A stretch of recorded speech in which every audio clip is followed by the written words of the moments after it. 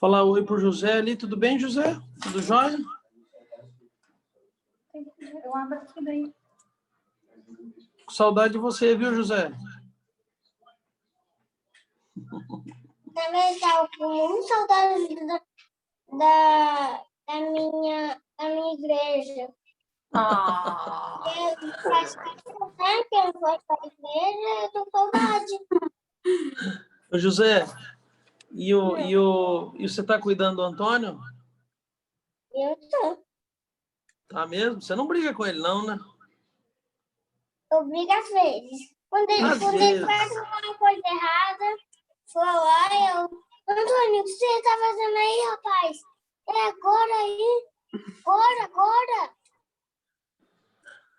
Ele faz coisa errada. Que figura, cara. Você é uma figura, viu? E os primos, pergunta dos primos. Mas cadê Os primos? primos? Os primos estavam falando de você agora há pouco aqui, viu? Estão com saudade de você também, viu? Cadê eles? Eu quero ver eles. Faz tempo que eu não vejo eles. Faz tempo que você não vê eles. Eles também querem ver você, viu? Tá todo mundo com saudade de você, José. Tá bom isso aqui? Eu tô jogando... Ó, olha isso aqui que legal. Ó, que maneiro. Legal, muito legal mesmo, viu? Fechar. Parabéns. Gente, vamos começar a nossa aula, então.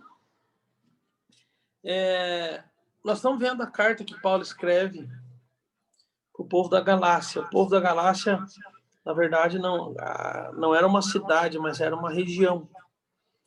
Então, Paulo havia passado por aquele lugar, havia pregado o evangelho, mas quando ele parte de lá, alguns fariseus, alguns falsos mestres judaizantes, eles começam, então, a uma operação de desconstruir o que Paulo tinha construído.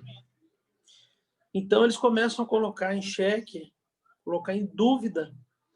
A primeira coisa que eles fazem é colocar em dúvida a autoridade de Paulo. Primeira coisa. Por quê? Porque se eles conseguissem gerar dúvida no que se refere à autoridade de Paulo, era metade do serviço, né? Metade do serviço seria feito ali. Então, Paulo, percebendo isso, escreve essa carta. Essa carta, uma das características dessa carta, ela fala muito a respeito de liberdade, que Paulo tenta mostrar e sensibilizar aquele povo que eles eram livres, que eles não eram presos a ninguém, que eles precisavam pensar, né? E isso hoje, aplicando aos nossos dias, é algo que é muito atual mesmo, né? É muito mais fácil, no exercício da autoridade, eu impor do que eu explicar, né? E isso, trazendo para a nossa vida do cotidiano, vamos pegar, eu estava conversando com o José é um menino inteligente, um menino ligeiro, e essa é uma característica de uma criança que é criada num ambiente adulto, né? Ela fica ligeira, ela fica sensível, ela pensa em coisas que as outras crianças não pensam, né? É uma criança que pensa. Então, o José, quando for mocinho, o José é uma pessoa instruída, uma pessoa que não é fácil de se convencer. Não é qualquer coisa, né, cara? Não sei se eu estou certo, cara. Mas o José é alguém que quando você fala não para ele, não é simplesmente não porque ele quer saber o porquê, ele pensa, né? Então, é mais ou menos assim que nós devemos ser, né? Mais ou menos assim, aplicando isso que eu estou dizendo a respeito de Paulo dentro da nossa casa, quando um filho fala, por que não pode isso? Né? Não pode porque não pode. Né? Isso não é resposta para ninguém. Por que isso é assim? É assim porque é assim. Então, dá um pouquinho mais de trabalho você criar filho que pensa, mas o fruto ali na frente é doce. Né? porque eles não são levados por qualquer vento de doutrina, eles não são levados por qualquer argumentação, né? Então, Paulo está tentando mostrar, explicar para eles isso. Paulo está dizendo assim, olha, pensem, né? E nós paramos ali no versículo 7, mas eu quero voltar um pouquinho do 6, quando ele fala ali, Gálatas 1:6, tá? Você que está com a tua Bíblia aí. Essa carta que Paulo escreve também aos moradores da Galácia, diferente das outras cartas, Paulo não trata só com relação a uma cidade, mas ele trata com relação a uma região. Então, quando ele escreve no versículo 6, olha, alguém pode ler, por favor, o versículo 6, Gálatas 1:6. Fiquem com as Bíblias no jeito aí, que eu quero que cada um leia um versículo. Vou ler o primeiro então aqui, pastor. Pode ler. 6. Admira-me que já estáis passando tão depressa daquele que vos chamou na graça de Cristo para outro evangelho. 6. Olha só, então Paulo tá expressando aqui o espanto dele. Por quê? Um pouquinho antes eles haviam abraçado o evangelho, um pouquinho antes eles haviam se dedicado. E Paulo expressa aqui o susto com a rapidez que eles perdem, né? Que eles deixam de lado o evangelho por conta de qualquer coisa. E trazendo para a nossa vida, quantas vezes nós temos uma postura rasa, né? Quantas vezes nós somos levados por comentários que nos desmotivam? Quantas vezes nós ouvimos essas vozes que nos afastam de Deus, que nos tiram da vontade de Deus, né? Ninguém cai de uma hora para outra, tá?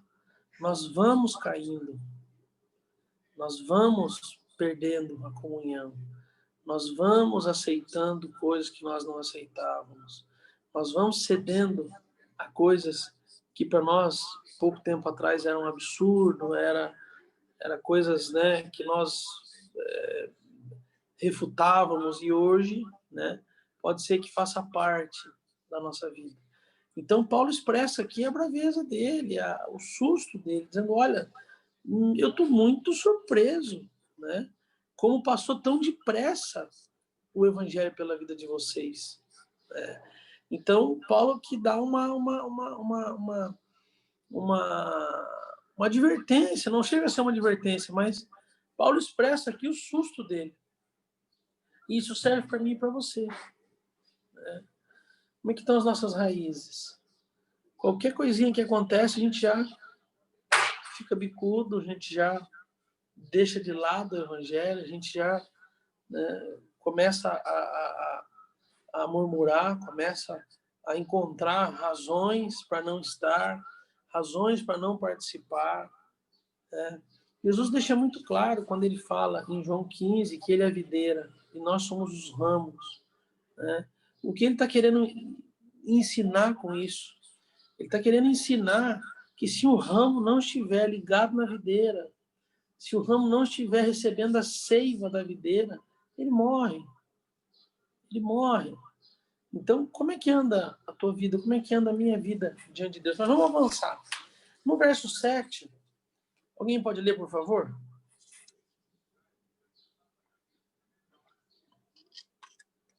Vamos nós aqui, pastor. Na verdade, não existe outro evangelho. Porém, eu falo assim porque há algumas pessoas que estão perturbando vocês, querendo mudar o evangelho de Cristo. Olha só. Então, aqui, Paulo faz uma transição entre a apostasia e a questão dos falsos mestres. Paulo identifica esses perversos através de duas ações. Primeiro, eles perturbavam a igreja, e segundo, eles pervertiam o evangelho. Tem um autor presbiteriano chamado John Stott, que ele fala que todas as vezes que o evangelho é falsificado, o resultado é a perturbação da igreja, tá? Então, nos dias atuais, será que o evangelho tem sido falsificado? Será que o evangelho tem sido vendido de forma barata? Será que isso tem sido uma realidade em nossos dias? Eu acredito que sim. Eu acredito que sim. Todas as vezes que nós desviamos um pouquinho o foco da graça, da salvação, isso significa uma maquiagem ao evangelho. Isso significa algo diferente da essência, diferente da verdade. Porque o verdadeiro evangelho, ele oferece salvação ao pecador. Não com base nas suas obras, não com base nos seus feitos, mas a base do verdadeiro evangelho é o sacrifício suficiente de Jesus. Então, veja, o que isso significa? Significa que toda vez que alguém fala algo diferente disso, está corrompendo o evangelho. Então, o foco central é o sacrifício de Jesus. E isso foi de graça. Isso não custou nada para nós. Isso custou para ele. Então, através da morte dele, nós somos salvos. Agora, hoje, dá-se a entender que se você não comprar a areinha de Israel, a água do Jordão, nós não somos salvos. Isso é mentira, isso não é verdade. Isso é para nos enganar, isso é para desviar o nosso foco, isso é para tomar dinheiro da gente, isso é para nos fazer acreditar em símbolos que não nos levam a Deus. Quem nos leva a Deus é Jesus e mais ninguém. Amém? Então, esses judaizantes, esses falsos profetas, não era falso profeta, era falso mestre. Esses falsos mestres, eles alarmavam os novos na fé. Eles diziam assim para os novos na fé: olha, vocês não... Agora eu estou vendo o Antônio ali, está grande. Esses falsos mestres, eles alarmavam os jovens na fé, os pequenos na fé, os iniciantes na fé. Por quê? Porque, geralmente, alguém que está iniciando a sua caminhada é mais vulnerável, é mais suscetível às mentiras. Concorda comigo ou não? No início da caminhada, né, quantas pessoas você conhece que já começou a ir numa igreja e parou de ir numa igreja? Ou porque viu alguma coisa, ou porque alguém falou alguma coisa, né? Então, não tem ainda aquela maturidade. Agora, a gente fica muito triste quando isso acontece com alguém que já está há algum tempo na igreja, né? Porque ali demonstra uma imaturidade. Veja, problema, todo mundo tem. Quem não tem problema? Levanta a mão. Né?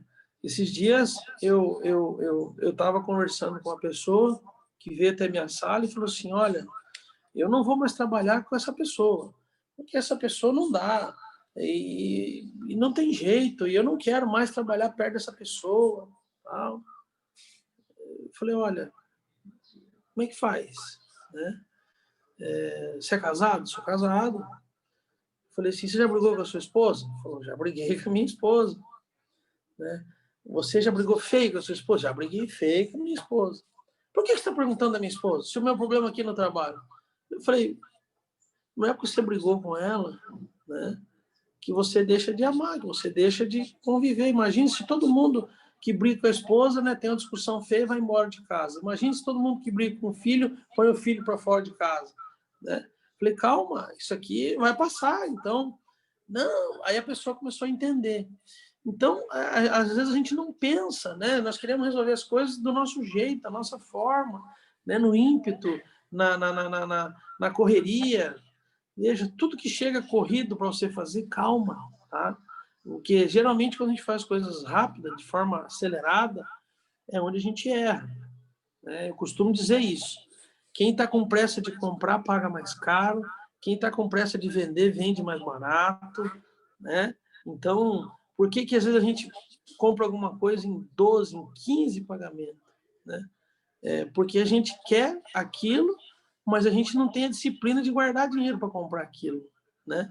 Quantas coisas eu já comprei em 12 pagamentos, em 20 pagamentos, né? E você fica pagando aquele negócio, aí o negócio já gasta, já estraga, e a gente continua pagando aquilo. Né? Por quê? Porque isso existe um movimento muito forte em volta de nós, dizendo que nós, para sermos aceitos, nós precisamos de algumas coisas. né? Então, para a gente ser aceito, a gente precisa de alguma coisa. Então, eu vou lá na Casas Bahia, faço um carnê, né, de 12 pagamentos e vou lembrando o ano inteiro daquela televisão, o ano inteiro daquele rádio, né? E às vezes o rádio até estraga com 6 meses ali. A hora que a gente compra, parece que é tudo fácil, a garantia tranquilo, mas a hora que você precisa, meu Jesus, né? Ah, não é bem assim, ah, já passou, ah, não, a garantia é só disso, ah, a garantia é só daquilo, ah, não sei o quê, né? Então, mas por quê? Porque nós somos, tudo em volta de nós colabora, coopera para que a gente compre, para que a gente seja aceito por aquilo que a gente tem. E isso, infelizmente, às vezes acontece também dentro das igrejas, né? Quanto mais discípulos, mais discípulas, né, mais abençoado, mais perto de Deus. Veja, ter mais discípulos ou mais discípulas tem que ser uma consequência de uma vida em comunhão com Deus. O que tem que apontar para Jesus tem que ser a minha conduta, o meu caráter, né? E também os frutos. Os frutos também fazem parte, mas não são somente os frutos, né? Infelizmente, uma geração de pregadores, de pastores contemporâneos tem explorado muito essa questão, né? E aí as pessoas começam a correr atrás a qualquer custo. A qualquer custo. Teve uma situação uma vez em Foz que nós fizemos um encontro com Deus e eu não gosto daquelas coisas de última hora, sabe? E aí o pastor de Medianeira levou um cara de última hora. Não, deixa comigo, tá aqui a inscrição. E pagou a inscrição lá no encontro mesmo, levou o cara, sem o cara fazer pré-encontro, deu um pré-encontro de 20 minutos pro cara e tal. Eu não gosto dessas coisas, né? Mas enfim, era um pedido do pastor, eu aceitei.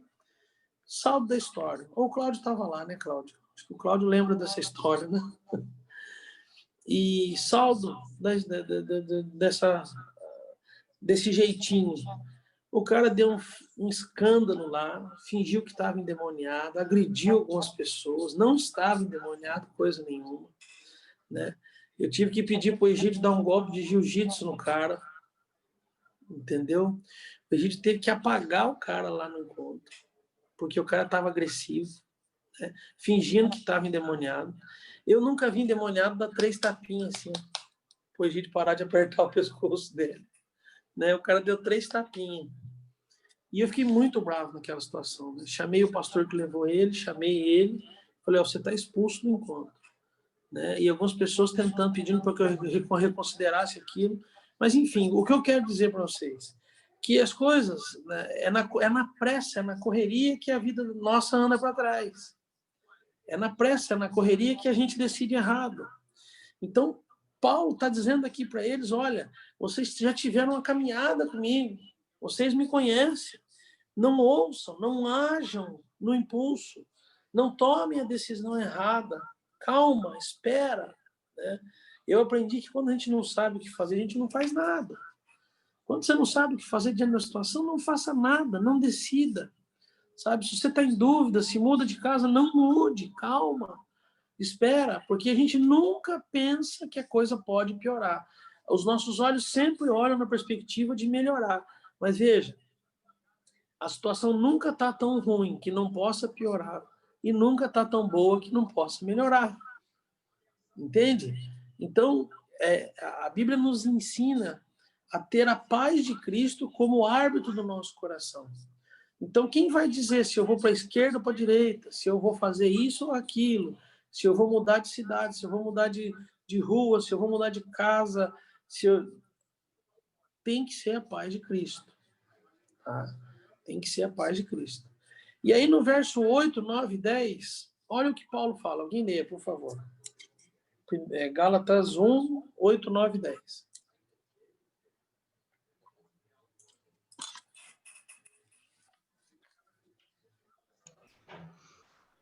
Mais ainda que nós mesmos, ou um anjo do céu vos anuncie outro evangelho, além do que já vos anunciamos, seja amaldiçoado, assim como já o dissemos. Agora de novo também o digo: se alguém vos anunciar outro evangelho, além do que já recebestes, seja amaldiçoado. Persuado, eu agora a homens ou a Deus, ou procuro agradar a homens. Se estivesse ainda agradando aos homens, não seria servo de Cristo. Então, depois que Paulo fala ali a respeito da apostasia, da ação nociva que aqueles falsos mestres estavam tendo, Paulo ali ele reafirma a questão do evangelho, a singularidade, que só existe um evangelho, só existe um caminho, só existe uma forma. E ele ressalta, Paulo deixa muito claro que todos os que pervertem o evangelho vão ajustar a sua conta com Deus, né? E atrairão para si a fúria de Deus. E ele destaca que jamais o céu enviaria um segundo evangelho, ou seja, tudo entre céu e terra, né? Tudo, absolutamente tudo, depende, né, da preservação de um único evangelho e verdadeiro. Os judaizantes da época, eles tentavam confundir, eles começaram a atacar não somente o evangelho, mas o apostolado de Paulo, colocar em dúvida, em xeque, a mensagem de Paulo. E Paulo faz o quê? Qual que é o exercício que Paulo faz? Paulo faz o povo pensar. Gente, um povo que pensa dá trabalho, né? Por isso que são muitos poucos líderes que querem fazer o povo pensar. E uma das formas de fazer o povo pensar é através do ensino. Não tem jeito, sabe? Cai naquela história que eu estava falando dos filhos, né? Esses dias eu estava conversando com a Gê, eu falei, Gê, graças a Deus que a gente está conseguindo a missão de criar uns filhos que pensam, né? Isso dá muito mais trabalho, porque você tem que gastar tempo, você tem que explicar, você tem que mostrar, você tem que convencer, né? Mas isso ali na frente, né, não é qualquer amizade que vai dizer assim, ó, tá aqui, ó, né, um baseado, tá aqui não sei o quê, tá aqui o álcool, tá aqui. Pessoa que pensa, ela pensa, né? Então, Paulo está dizendo isso. E hoje, irmãos e irmãs, o que mais consome a nossa juventude é isso, né? Infelizmente, a sociedade que nós vivemos, os pais não têm mais tempo para os filhos, porque os pais trabalham de sol a sol para poder pagar um plano de saúde, para poder pagar uma escola particular, e, na verdade, o mais importante, né, de tudo não é nada disso. O mais importante de tudo é ter o pai junto. O que o filho quer é o pai junto. O que vai ser a base, o alicerce de toda a sua vida é a presença, né? Eu costumo dizer que as coisas mais importantes na vida de um filho não custam muito dinheiro, né? Mas lembro daquilo que eu falei, a nossa sociedade nos pressiona, né? Nós temos que ter algumas coisas para ser aceito, nós temos que ter algumas coisas para ser visto, para ser lembrado. Nós temos que ter alguns objetos que expressam ali o nosso sucesso, né? Tudo bobagem isso, gente. Tudo bobagem, tá? Jesus teve uma vida simples. As pessoas que andavam com Jesus foram impactadas não pelos presentes que ganharam de Jesus, mas pelas ações, pelo relacionamento que tiveram com Jesus. Então, veja, eu estou falando de filho, mas isso serve para mãe, para pai, para irmão, para tio, para tia, para sobrinho, né? Para amigo. As pessoas querem a gente, as pessoas não querem aquilo que a gente pode dar, tá? Guarde isso na sua cabeça. Por mais que você seja tentado a pensar diferente, tá? Ah, pastor, você não conhece né, a pessoa que convive comigo. Ela quer presente, sim. Ela gosta de presente, sim. Né? Quem não gosta de presente? Né? Quem não gosta? Né? É difícil achar alguém que não gosta. Mas eu estou dizendo que o presente não precisa ser uma coisa sofisticada, né? As pessoas querem lembranças, as pessoas querem ser lembradas.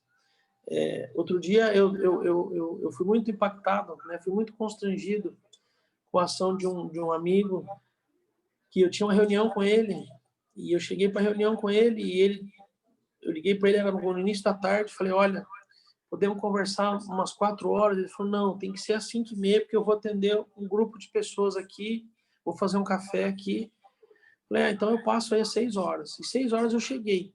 Quando eu cheguei para conversar com ele,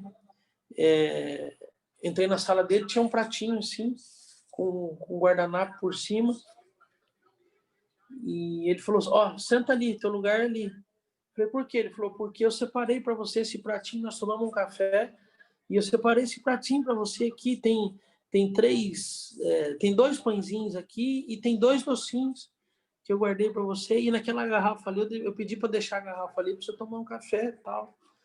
Você vê, uma coisa, o que custou isso? Né? Mas eu me senti tão amado, me senti tão constrangido, né? Então, às vezes, tem pequenas coisas que você pode fazer para a pessoa que convive com você, que eu posso fazer para a pessoa que convive comigo, que vai fazer toda a diferença na vida dela e na sua. Amém? Então, Paulo está tentando sensibilizar eles, né?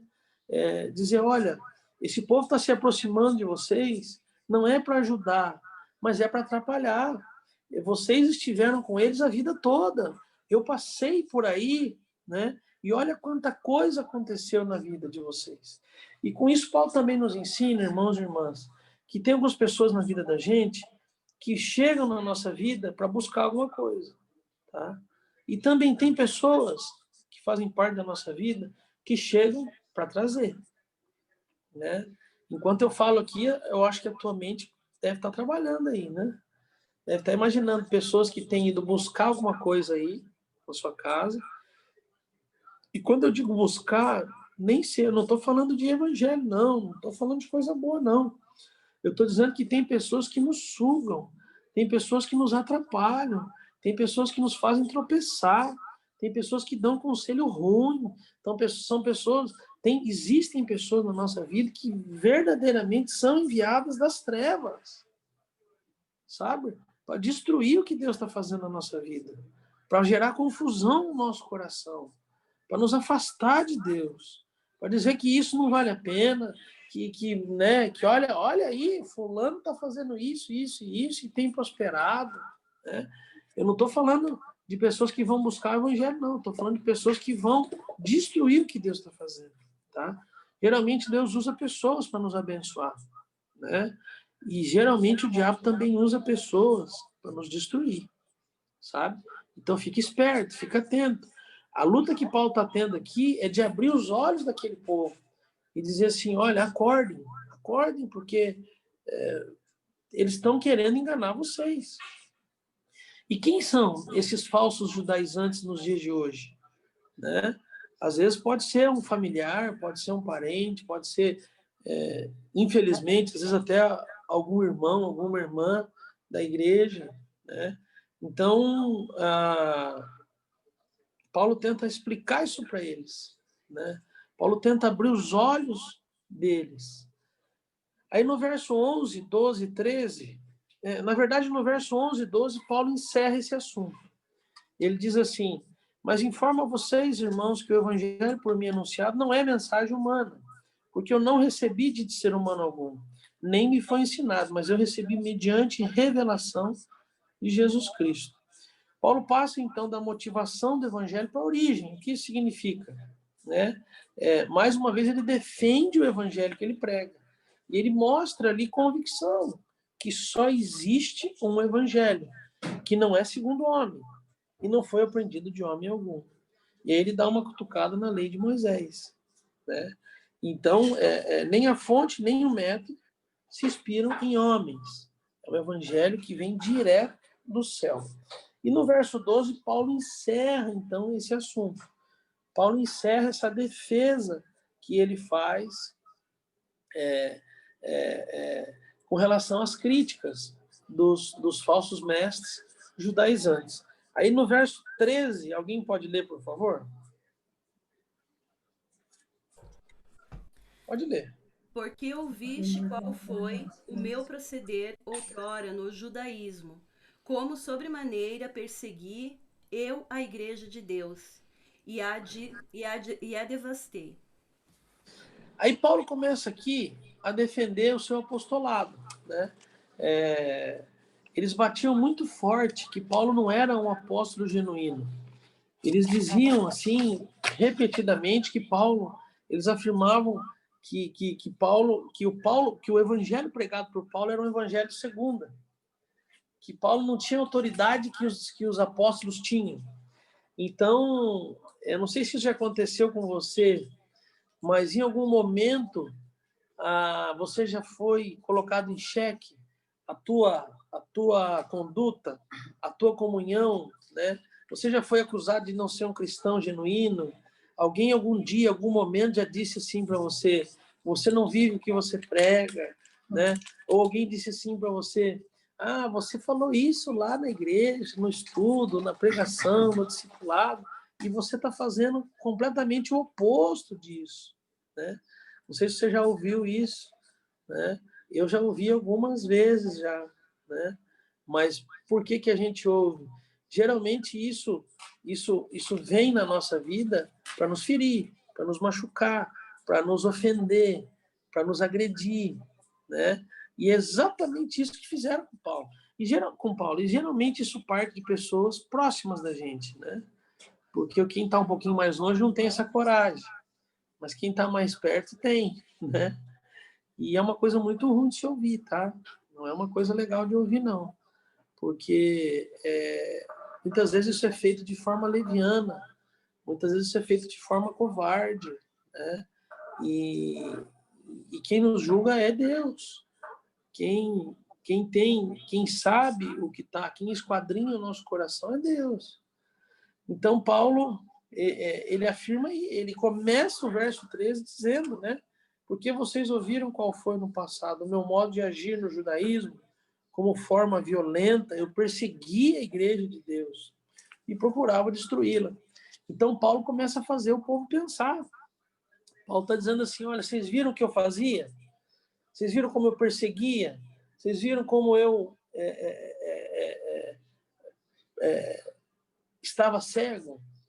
E hoje as coisas mudaram. Então, Paulo tenta sensibilizar aquele povo. E no verso 14, alguém pode ler, por favor?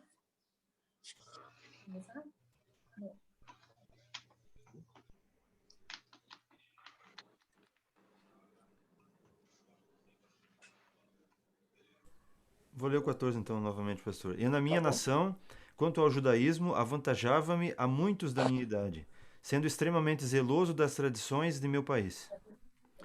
De meus pais. Perdoe. Olha só. Então, Paulo teve uma educação muito forte, muito acentuada para ele ser um rabino. E Paulo, quando a gente olha ali no livro de Atos, a gente percebe que Paulo foi alguém que foi instruído, ensinado aos pés de um mestre muito renomado na época, que era Gamaliel. Então, Paulo preenchia todos os requisitos dos padrões farisaicos. Paulo era alguém muito instruído. E a tradição dos pais naquela época, elas valiam mais do que a tradição escrita. Você entende o que eu estou dizendo para você?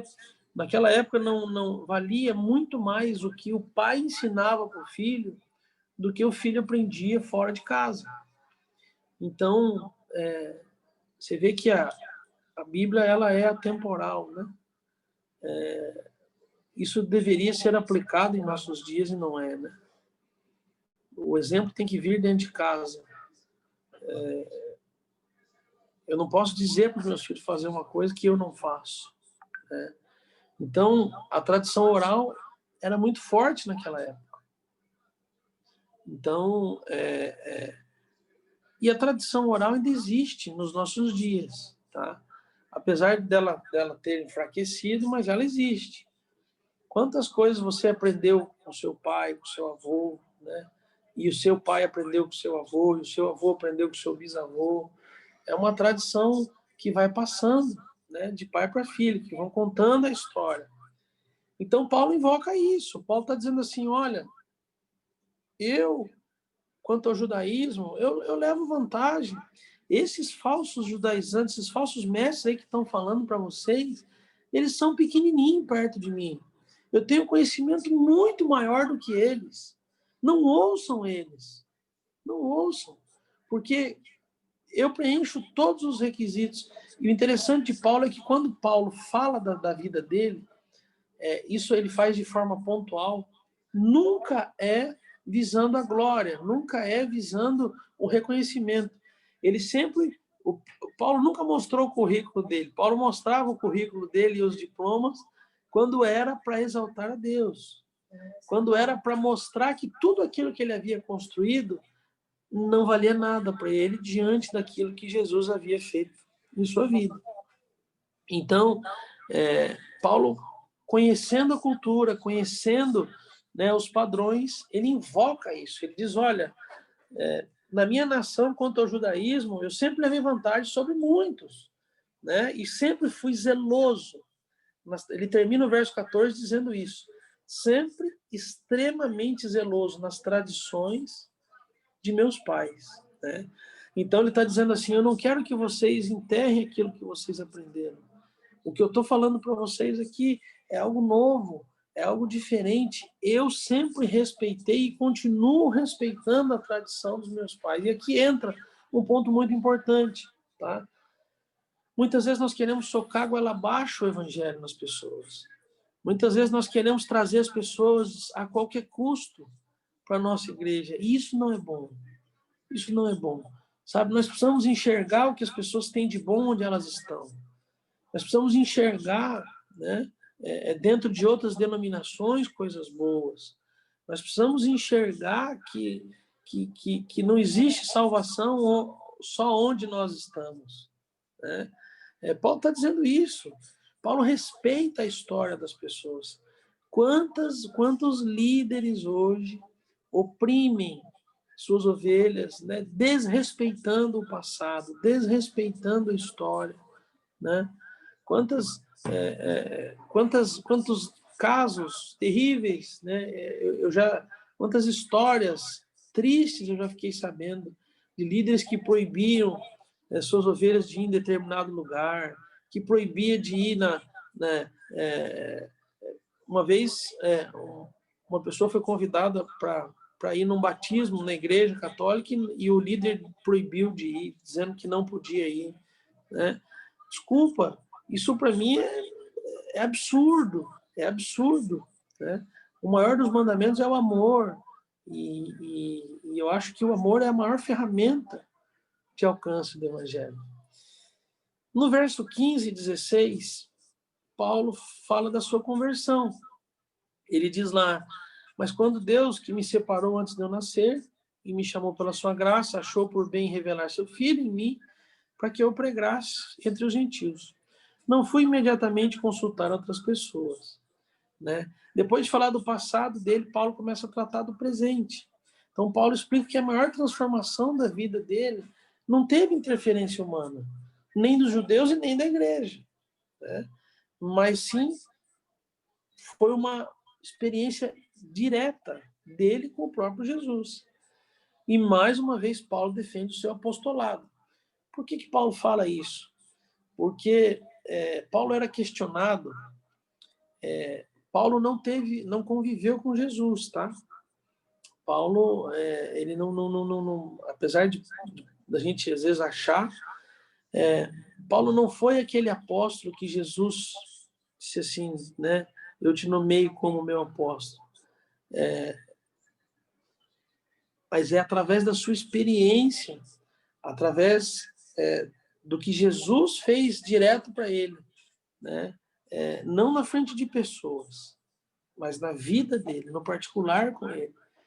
Então, os fariseus, eles questionavam muito, os falsos mestres judaizantes questionavam muito isso, porque não havia sido feito algo de forma pública. Jesus não tinha otorgado a Paulo o apostolado, mas Paulo conta a sua experiência, né? Paulo afirma que a sua conversão por si só já era uma legitimação de que ele era um apóstolo, né? E Paulo também diz aqui que ele dá a entender que ele não foi escolhido por boas obras, né? Ele não foi escolhido pela sua conduta, porque se fosse assim, ele seria condenado imediatamente. Paulo era alguém que perseguia a igreja, Paulo era alguém que perseguia os cristãos da época. E ele foi alcançado por Jesus. Então, você veja, é muito difícil fazer o povo entender, até nos dias de hoje, tá? Que o verdadeiro evangelho, puro, simples, não custa nada. É difícil convencer as pessoas, né? Numa sociedade onde não existe almoço grátis, né? Onde tudo que as pessoas fazem para a gente é tentando arrancar alguma coisa da gente, é difícil a gente convencer que existe salvação grátis, né? E, em paralelo a isso tudo, infelizmente, alguns colegas ainda querem cobrar, né?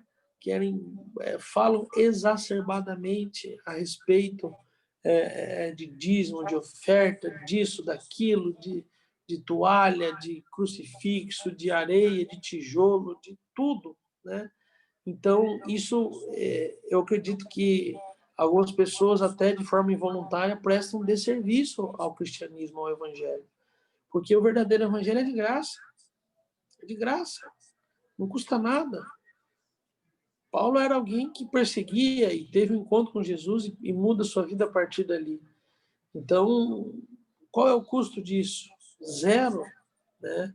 E quando ele fala de Jerusalém, ali no verso 17, ele está se defendendo ainda, né? Ele está defendendo o seu apostolado. Ele fala assim, olha, eu não fui para Jerusalém para me encontrar com os que já eram apóstolos antes de mim, mas eu fui para as regiões da Arábia e voltei outra vez para Damasco.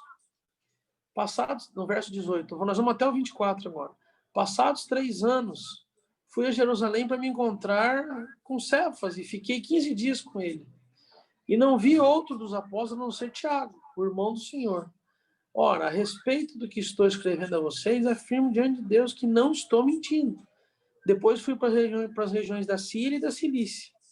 E eu não era conhecido pessoalmente pelas igrejas da Judéia, que estão em Cristo. Ouviam somente dizer, aquele que antes nos perseguia, agora prega a fé, que no passado procurava destruir.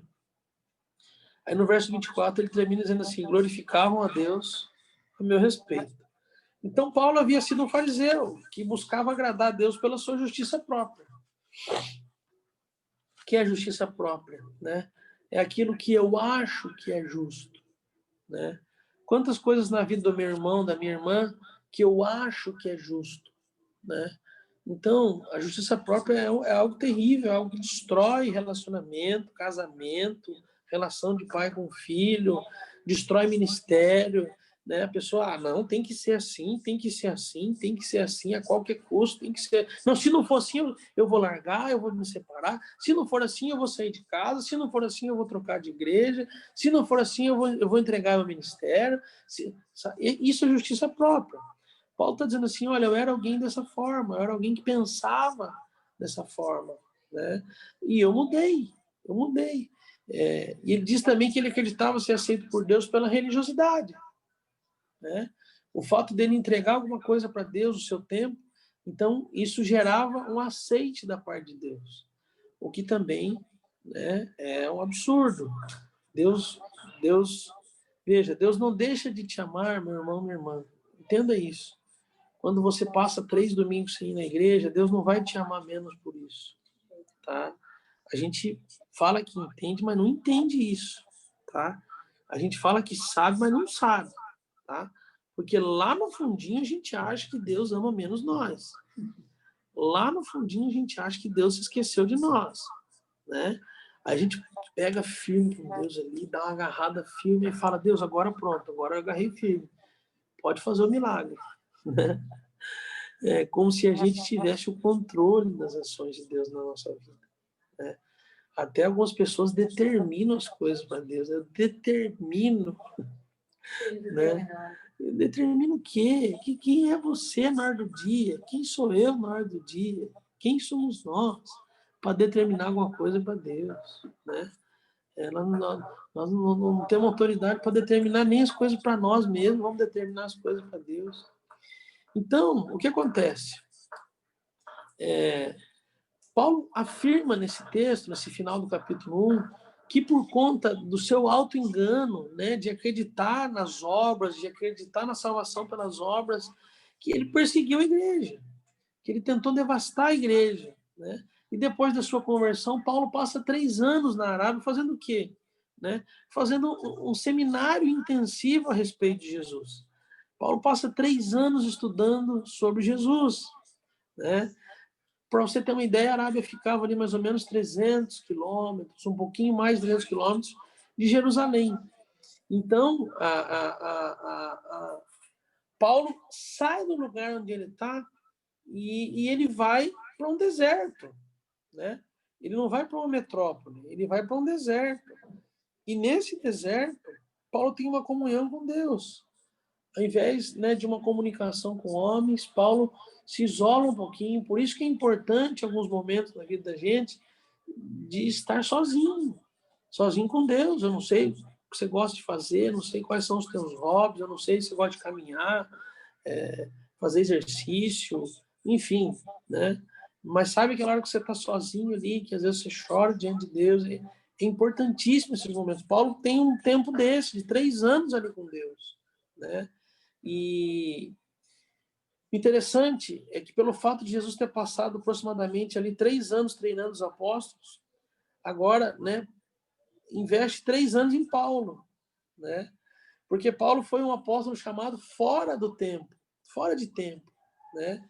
E nesse tempo de preparo, Paulo releu todo o Antigo Testamento. Então, e ele descobre que aquele mesmo Jesus que ele perseguia era o Messias, né? Olha que experiência fantástica que Paulo tem com Jesus, né? Meu irmão, minha irmã, invista nas tuas experiências com Jesus, tá? O ensino é importante, o ensino ele nos esclarece, nos fortalece, nos dá segurança, abre os nossos olhos, mas o ensino sem a experiência com Jesus é só letra, tá? Eu tive acesso a mestres que conheciam a Bíblia assim, que foi uma coisa fascinante ouvi-los, mas eu não enxergava Jesus na vida deles, né? Eu creio que você também já deve ter tido uma experiência dessa em algum momento da sua vida. Eu já tive uma experiência assim. Pessoas que falam, puxa vida, não dá vontade, né, de parar de ouvir. Mas quando a gente olha para a vida, então é importante, né, eu guardar isso, né? É importante a experiência, é importante a Bíblia, é importante a comunhão, é importante, né, alguns pilares ali da nossa caminhada cristã que não podem ser negociados. E Paulo, quando ele recebe esse ensino, ele prova que Jesus é o Cristo, né? Então, Paulo retorna para Damasco para fazer o quê? Para corrigir o que ele tinha feito, né? Isso também não é uma prática comum no nosso meio, né? Às vezes a gente vai para o encontro com Deus e lá as pessoas dizem assim, olha, se você tem nova vida, tudo mudou, tal, mas e aí? Como assim nova vida? Né? Paulo foi para o encontro com Deus de 3 anos, né? Só o encontro com Deus de Paulo demorou 3 anos, né? Será que 2 dias muda a vida de alguém? Não, não muda. Não muda. Eu afirmo para você que não muda, tá? Pode mudar no mundo espiritual, sim, tranquilo, a gente concorda com isso. Mas o caráter, o dia a dia, a postura, é um processo de conversão. Se Paulo, que era Paulo, demorou 3 anos, né? O seu encontro com Deus, né? E a gente volta acreditando que mudou. E aí o que acontece? A gente começa a ser cobrado por algumas pessoas de coisas que nós não temos condição de fazer ainda, né? É a mesma coisa de chegar para uma criança e apresentar uma equação, né? Dizer, ó, resolva. A criança vai dizer, não sei o que é isso, né? Então, Paulo tenta fazer aquele povo refletir, dizendo, olha, eu fui ensinado, eu fui treinado, eu tenho um currículo muito forte com relação às instruções farisaicas, né? Dentro do judaísmo. Então, veja, eu tenho currículo, eu tenho autoridade para falar para vocês, eu sei o que eu estou falando, né? E eu, além de tudo isso, pela formação excelente que eu tive, eu ainda persegui a Igreja de Cristo, até que eu me encontrei com Ele, até que Ele se revelou a mim. E quem me chamou para ser um apóstolo dele foi Ele, não foi Pedro, não foi mais ninguém. Foi o próprio Jesus que me chamou para ser um apóstolo dele. né? Então, ali no verso 18 e 20, deixa muito claro que antes da conversão, Paulo vivia em Jerusalém, e ali ele se criou e viveu boa parte da vida dele, né? E Paulo fazia parte do Sinédrio. O que era o Sinédrio? O Sinédrio era o Supremo Concílio Judaico. O Sinédrio, para vocês terem uma ideia, irmãos e irmãs, a ordem para prender Jesus partiu do Sinédrio. Foi deliberado no Sinédrio, e ali no Sinédrio eles entenderam que Jesus precisava ser preso, né? E Paulo era um dos maiores agentes do Sinédrio. Paulo era assim, alguém que, sabe, tinha uma liderança muito forte. E você vê o que acontece. Quando ele volta da Arábia para Jerusalém, a volta dele para Jerusalém não foi uma coisa simples, porque ele precisava desdizer o que ele havia dito, né? Então, Paulo arriscou sua vida. Arriscou sua vida. Por quê? Porque aqueles colegas que ele tinha, né, aquelas pessoas que conviviam com ele, aqueles fariseus, começam ali a intentar a sua morte, né? Poxa, é um golpe duro no judaísmo, né? É a mesma situação daquele rapaz que eu levei na igreja, do Med, né? É um golpe duro no islamismo. Ter alguém que era praticante, ter alguém que fazia aquilo, dizer assim, olha, não faço mais, eu encontrei Jesus, né? E então o que acontece? Os seus amigos de antes agora passam a persegui-lo, passam a querer matá-lo, né? E essa volta dele a Jerusalém não foi uma coisa oficial, foi uma coisa pessoal, né? Paulo voltou a Jerusalém para ele foi conversar com Pedro, que era líder da igreja na época, e para ele mostrar que ele nunca teve, desde a sua conversão, em desarmonia com os apóstolos. Veja, irmãos e irmãs, Paulo foi rejeitado, tá? Pelos apóstolos. Pedro não engoliu muito a conversão de Paulo, não. Porque, e a gente tem que entender Pedro. Por quê? Veja, Paulo era o cara que batia neles. Paulo era o cara que perseguia eles, né? E você vê como que a graça é uma coisa assustadora. A graça de Jesus. Jesus pega o principal líder fariseu da época e alcança, e traz, e converte o cara, e faz do cara o maior evangelista de todos os tempos. Maior, inclusive, que os seus próprios apóstolos, né? Olha o que é a graça, olha o tamanho da graça, né? Então, se Jesus perdoou Paulo, né, a quem foi colocado aos pés as vestes de Estevão, imagine você e eu, né? Imagine nós, né, pecadores. Então, já encerrando, que já são 11h05, né? Podia ficar mais uma hora aqui conversando, mas nós temos coisa para fazer. Então, o que acontece? O fato é que Paulo, em momento algum, aprendeu o evangelho, né, que ele pregava, ele, em momento algum, ele aprendeu com homens, né? Nem mesmo com os apóstolos. Paulo teve uma relação direta com Deus, né? Paulo e a sua mensagem são motivos de glória a Jesus, né? O que acontece na vida dele é algo tão maravilhoso que em momento algum ele pede glória para si, né? Diferente de hoje, né, irmãos e irmãs? Eu não sei se você conhece algum pregador que gosta de glória, que tem lá milhões e milhões de seguidores, né? Não tem problema nenhum ter seguidor, eu não sou contra isso. Eu acho que se o pregador é bom, tem que ter bilhões de seguidores, né? Mas o problema é quando isso começa a envaidecer meu coração. O problema é quando isso começa a fazer bem para mim, né?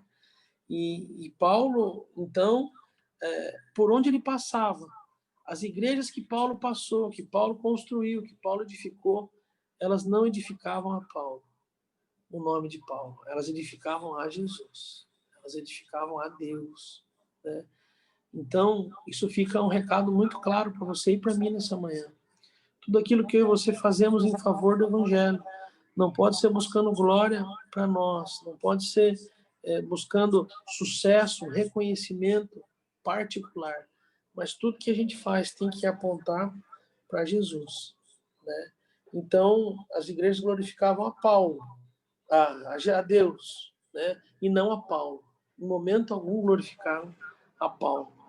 Então, quero encerrar o capítulo 1, e a partir da semana que vem a gente vai para o capítulo 2, e quero abrir para vocês, se alguém quiser falar alguma coisa, né? Não sei se vocês estão gostando desse estudo, dessa carta que a gente tem estudado. Eu acredito que a gente consegue ali aprender bastante. Eu tenho aprendido muito, né, com Paulo ali, especialmente o que não fazer, né, como agir, como pensar. Quero deixar aberto para vocês aí, que eu vou tomar uma água aqui, que o meu bico está seco.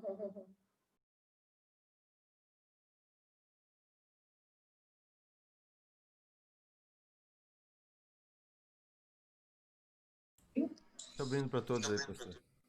Pode falar, gente.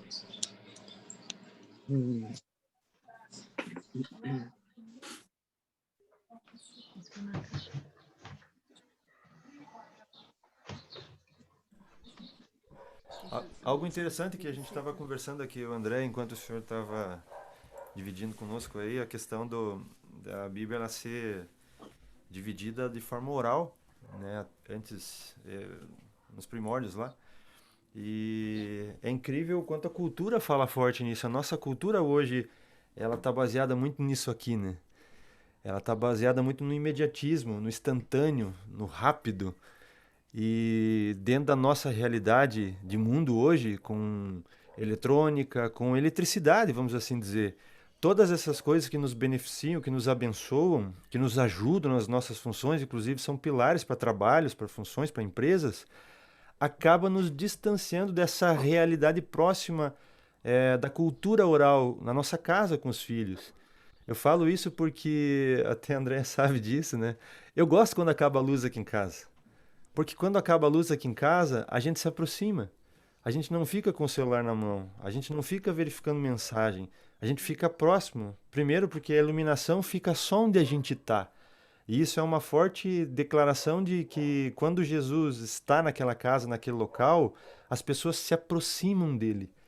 Né? Uma pessoa que tem Jesus na vida dela, ela irradia luz. Ele mesmo declara isso. Então, as pessoas naturalmente vão perceber isso. Elas podem até não admitir, mas elas vão perceber e elas vão se aproximar.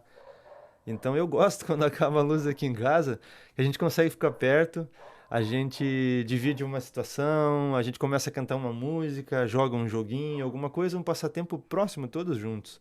E a gente já teve experiência assim, a gente percebeu o quanto isso é gostoso. Então, é uma cultura. Lá atrás, obviamente, a gente sabe que não tinha energia, não tinha luz. Então, é essa aproximação da família, né, do contar tudo que Deus fez. O Salmo é recheado disso, né? Então, mostra o desconexo da nossa cultura hoje, né? Então, a nossa cultura é fácil a gente catar no Google, copiar alguma coisa e enviar para alguém, né? Muito mais fácil do que sentar, buscar, estudar, aproximar, estar junto. Então é choque de realidade, né?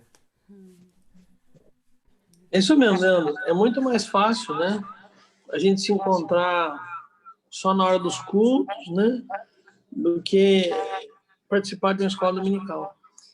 Usando esse exemplo de Leandro, esses dias eu estava lembrando, na minha época de criança, do tamanho da Ana Laura, que quando a gente ia fazer um trabalho de escola, a gente demorava, tipo, a professora dava um trabalho lá sobre as bacias hidrográficas. A Barça? Era a Barça. E você tinha que ficar lá com papel seda, colocando o papelzinho assim em cima do riozinho que estava lá, passando, daí você riscava atrás. Quem lembra disso? Você colocava no caderno, passava por cima de novo.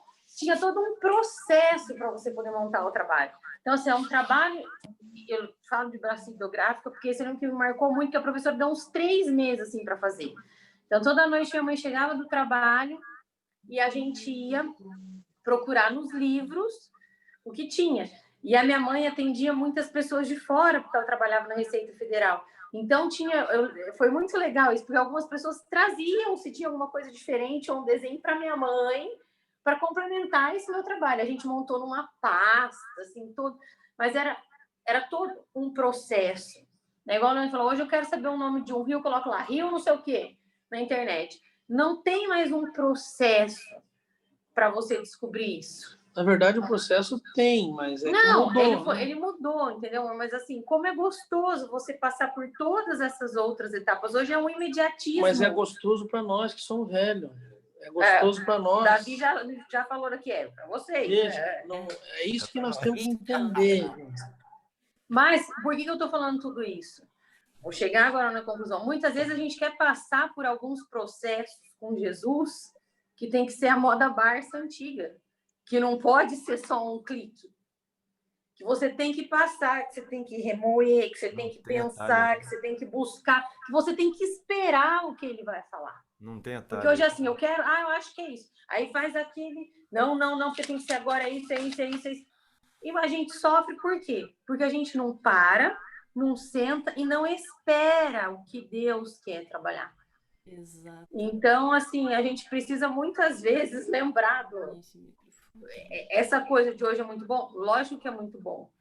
Mas alguns processos, algumas coisas que Deus quer trabalhar em nós, assim como ele trabalhou com o Paulo, como o Daniel disse, 3 anos, né? Não vai ser da noite para o dia. É devagar. E a gente tem que ter sabedoria, tem que ter discernimento, tem que buscar em fontes seguras, né, esse alimento que vai ajudar a gente a passar por esse processo. Sim. É verdade, Gê. Eu lembro que no meu tempo de escola, a gente ia para a biblioteca pública para fazer os trabalhos, né? Nossa. E levava um tempo, porque não fazia num dia, você tinha que voltar várias vezes. E você tinha reunia os grupinhos e ia indo. Exatamente, tinha que ter interpretação de texto, você tinha que criar. Hoje você busca tudo pronto na internet. Inclusive pregações.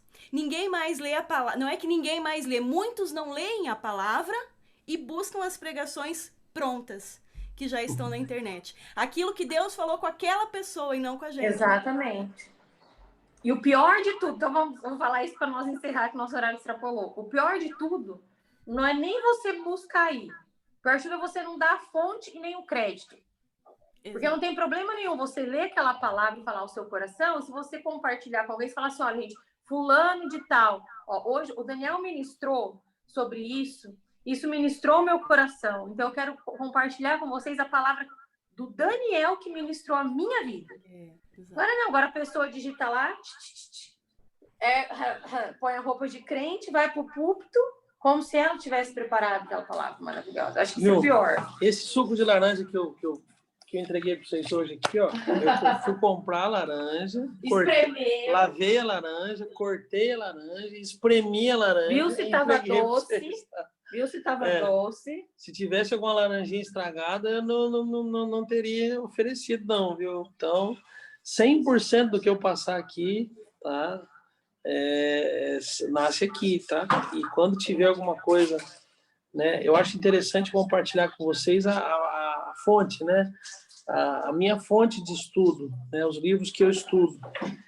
Até na semana que vem eu vou mostrar para vocês da onde eu bebo, né? Da fonte que eu bebo, para vocês beberem também, né? Amém, gente? Eu não tinha cumprimentado o Cláudio ainda, nem a Thaís e o Juliano. Então, paz, Thaís, Ju, Cláudio, né? Todos tenham um ótimo domingo aí, em nome de Jesus. Amém? Vamos orar, então, encerrando? Amém? Tudo certo? Então, tá bom. Vamos orar, então. Deus amado, Deus querido, muito obrigado por mais um dia de vida, Pai. Muito obrigado pela instrução que o Senhor nos dá, por aquilo que o Senhor tem nos ensinado, Pai. O nosso maior desafio é contextualizar, é viver o Teu Evangelho nos dias atuais, Pai, nessa sociedade atual, Pai. Então, não permita que a nossa justiça própria, Pai, seja maior que a Tua graça. Então, nos livra, ó Deus, de toda religiosidade, nos livra, Pai, daquilo que nós achamos que é certo e, na verdade, não é, Pai. Que o Senhor nos dê humildade para entender a vida das pessoas, que o Senhor nos dê a humildade para entender o momento que nós vivemos, que o Senhor nos dê sabedoria e estratégia, Pai, para espalhar o Teu amor, a Tua graça a todos aqueles que nos cercam. Nos dê uma semana em Tua presença, nós colocamos essa semana que se inicia diante do Senhor, Pedimos a tua direção, pedimos a tua bênção, pedimos que o Senhor nos guarde, Pai. Abençoa cada família, cada lar representado nessa escola dominical, Deus. Abençoa aqueles, ó Deus, que não puderam estar conosco nessa manhã, Pai, que eles sejam alcançados pela tua graça, Pai. Assim nós oramos e te agradecemos em nome de Jesus. Amém. Amém, gente. Vocês tenham um domingo aí super de bênção, tá? E semana que vem nós entramos no capítulo 2 de Gálatas. Tá bom? Fiquem com Deus.